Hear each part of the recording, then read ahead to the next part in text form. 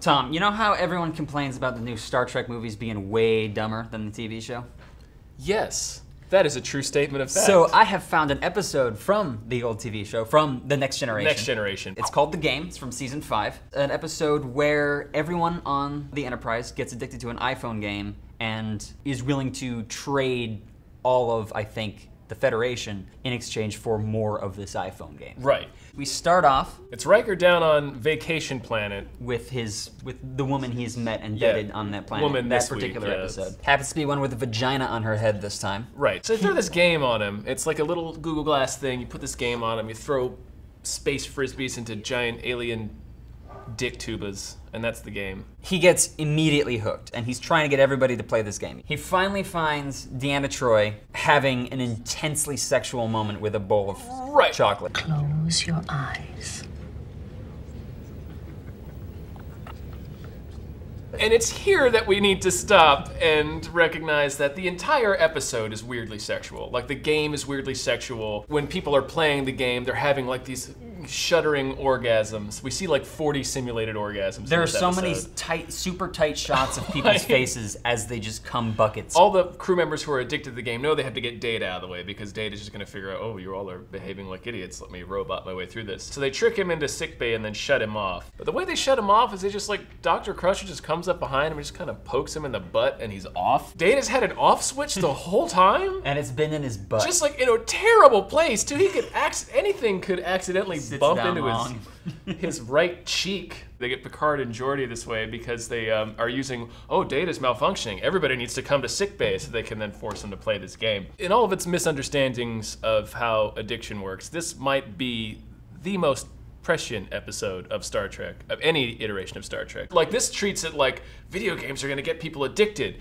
And like, that's an advertising point for video games now. Like, when you see an iPhone game in the App Store, it's like, it's so addictive. Like, they go for that specifically. The iPhone game spreads out, infecting everybody except Wesley Crusher and Ashley Judd, his new girlfriend. Now, he's been away at Starfleet and he comes back and everybody's kind of already been playing this game, and he figures out right away that it's like brainwashing people. Not only does Picard have a time to go to the surprise party, he has tea with Wesley later. Yes, this is my favorite scene in the entire episode. Okay, he has the time to like sit down with Wesley and have tea with his just ridiculously gigantic tea set. And he gives baffling advice, because he says, if you meet someone whose initials you might want to carve into that elm tree, don't let it interfere with your studies.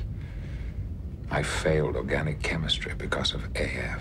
you're the captain of a fucking spaceship. Yeah. You are doing very well. They're trying to figure out how to save everybody, and this leads to my personal favorite scene, which is when... The elevator scene? The elevator scene. He meets up with this lady who's playing the game in the elevator. She's like, what level are you on? He's like, I'm like 10. She's like, I'm on level 40. She says, You know what the secret is, don't you? Don't force it.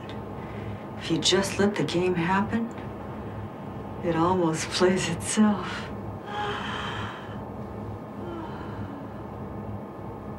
I'll try that. also, If it plays itself. terrible relationship advice. Yeah. It's terrible sexual wisdom to pass on to another human being. He meets back up with Ashley Judd.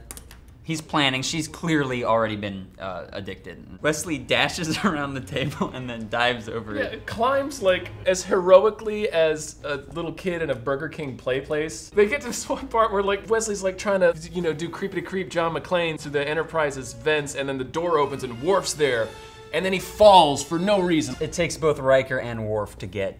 Right, it takes Get him both, to the both bridge. an adult man and Klingon Worf to Bring subdue this teenager. 148-pound Wesley Crusher. Wesley gets caught, they force his eyes open, they shove the Google glasses into his eyes, and just when he's getting addicted to space pancake tuba fun, Data comes walking in with a strobe light and just points this strobe light at everybody's face, and that cures him. At least one crew member on the Enterprise has epilepsy, right? So what's... They're f***ed. Like, you can't it's just put a having a strobe, seizure they're just somewhere. gonna be addicted forever. Hey, thanks for watching, and let us know in the comments what other crazy episodes of old TV shows we should watch. And Yeah, it doesn't specifically have to be Star Trek, but it could be. it could be a different Star Trek. Yeah. It could be the Battlestar Galactica. It could be some other space-related show. Or even Shasta one. McNasty? Sure.